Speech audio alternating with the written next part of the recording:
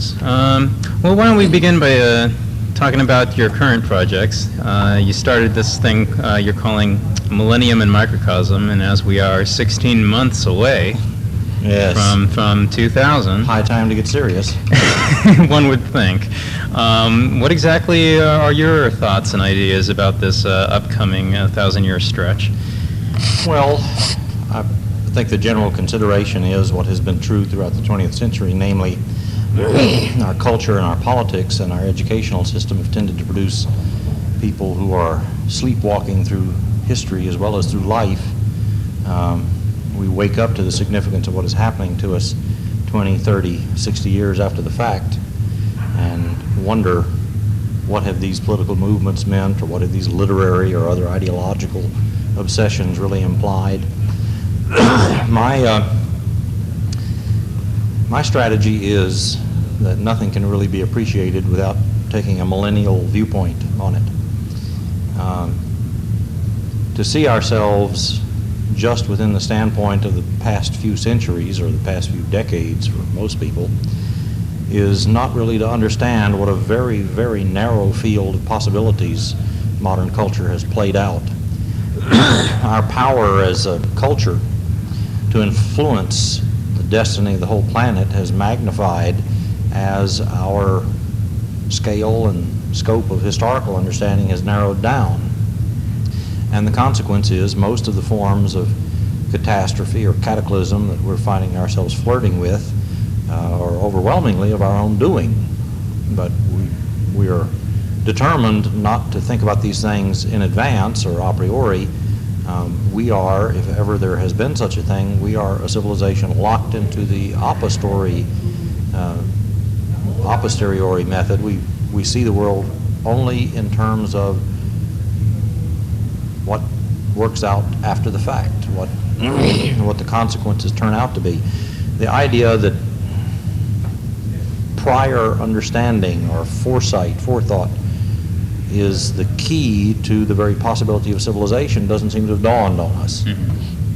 But this is the basis of all Greek culture, that it was Prometheus who gave human beings a little measure, just some minor degree of this divine ability. And thanks to it, human beings were able to provide for themselves, to control the impact of the seasons. So we are exacerbating the seasons, and we're producing the very contrary result. And instead of evening out the economy so that it produces a condition of moderate wealth, security, etc., we're extremists. We believe in the most bang for our bucks. If ever an anti-classical civilization could be shown, to be working its experiment on itself, we would certainly be that case. Okay, so when you look forward for the next century and so forth, what would you see some of the trends? I mean, because everything you're talking about is really a endemic to our particular culture and our particular way of life. And as we all know, as time goes by, the culture evolves and changes, but into what? Any speculations? Well, the first part of the evolution is self-caricature. I mean, the French motto that says the more things change, the more they remain the same is really only a half-truth. The more things change, the more they become what they already are, which is to say, with civilizations as with individuals, old age, senility consists in a condition of self-caricature. Someone who really doesn't have a notion how to moderate himself, how to keep a grip on self-criticism, precepts of sanity, and so forth, it really becomes the plaything of his own subjective tides. And this is one of the earmarks of our peculiar culture. It is highly subjectivistic. It is, we call it experimental, which is just a way of making a vice into a virtue. We have little way of anticipating or criticizing what the consequences will be of our policies and interests. We believe in, leaping off the cliff first and determining after the fact Sure. what will come of it. Sure. My friend Dan has the idea that the mind is an inbuilt distraction generator. I guess he sort of uses that as a why he never gets- That's a fair description, but I would emphasize this really encapsulates the peculiar compulsory vices of modern culture. We are an extrovertive culture. We're a culture of spectacle. And the Greeks understood the implications of this. That's the psychology of a slave. Okay, someone who can't concentrate his powers of thinking, of insight, someone who doesn't know how to focus himself on what is really essential. Yes. Such a person is going to be caught in the centrifuge of phenomena. He's always looking for the exotic, the novel, the unprecedented. The more unpredictable life is for such a person, he thinks the better, the more interesting it is.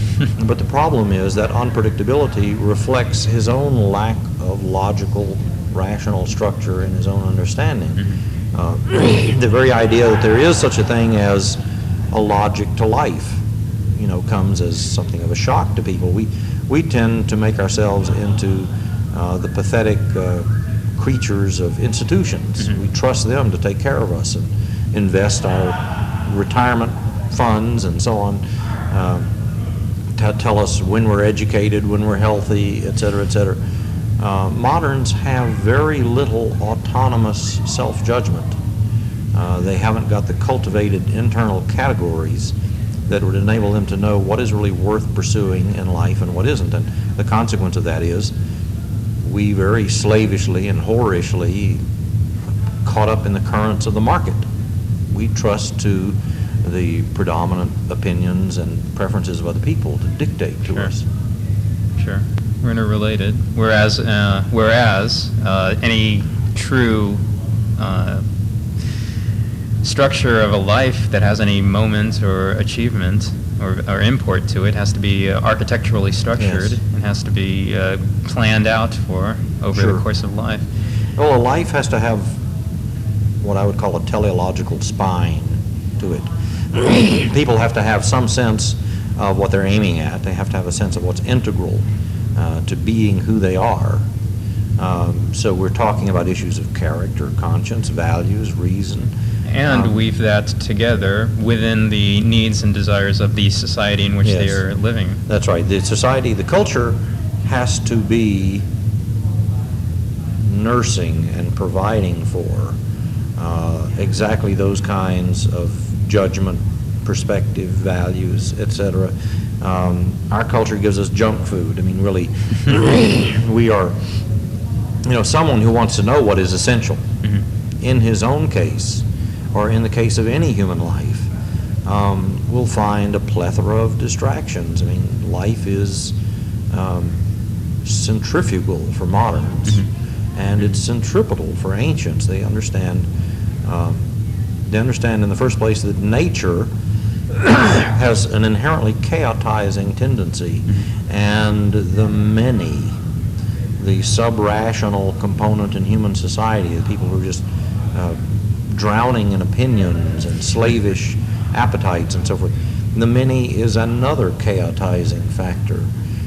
The Greeks understood that if you want to be a will, if you want to be free and rational, you have to be a master over those conditions. In other words, the first task in life is to know how to evaluate rightly the things that threaten your sanity and integrity. Yeah, but these values that are essential, you and I understand as essential to life, are not.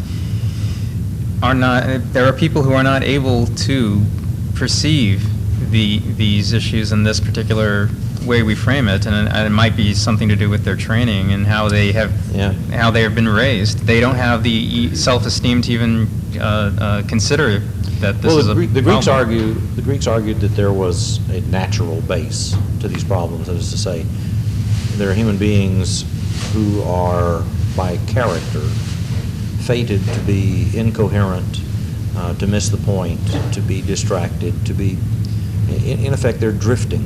through life. There's a higher order or a higher level of active form, which is technically reason, that's lacking from them. And these human beings, the more this type predominates in a society, the more self-destructive the social order will be.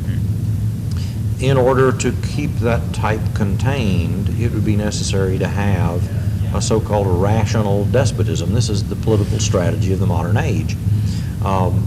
We have coast-to-coast psychological patients and a very small core of doctors, psychiatrists. In effect, the modern form of society is a kind of asylum.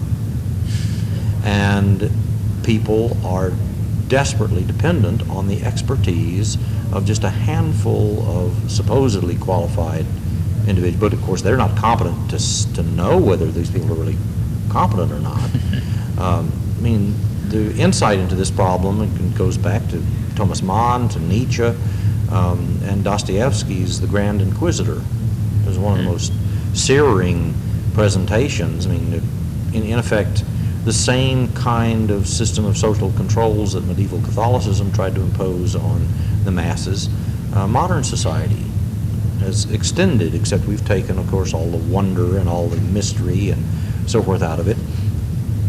We have, in effect, on top of the base of natural slavishness that afflicts probably more people in our society than it did in antiquity, on top of that base of natural slavishness, we have the socially, educationally cultivated slavishness.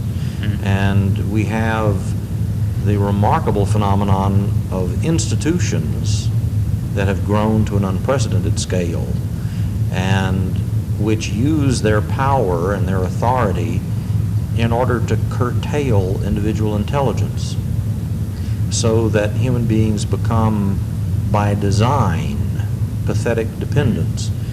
We have not only natural slavishness, social, culturally propagated slavishness, we have really a peculiar kind of scientific slavishness. We are using the resources of the sciences of persuasion and the psychological sciences in order to keep human beings contained as dependents, eternal adolescents, children who will never grow up. They're, in effect, human beings are the pets of institutions, corporations, universities, governments, etc.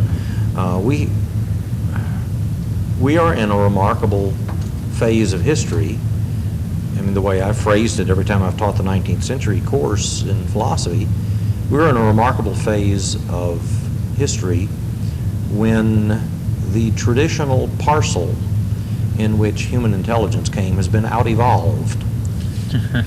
And what has out-evolved us is what Hobbes called the Leviathan, the artificial man, the corporation, by which he means, of course, every kind of human collective that has some kind of coherent logic or structure of premises to it. Now, these artificial human beings are, to moderns, the whole natural context in which we live. We don't know nature anymore. I mean, I use phrases in class such as you sow, so shall you reap, and get blank, blind stares back from students who know nothing of this agricultural terminology. They don't know the simplest things about the natural world. And I hear frightening stories from high school teachers who say over the past couple of decades, their students less and less seem to recognize what is so frightening about 1984.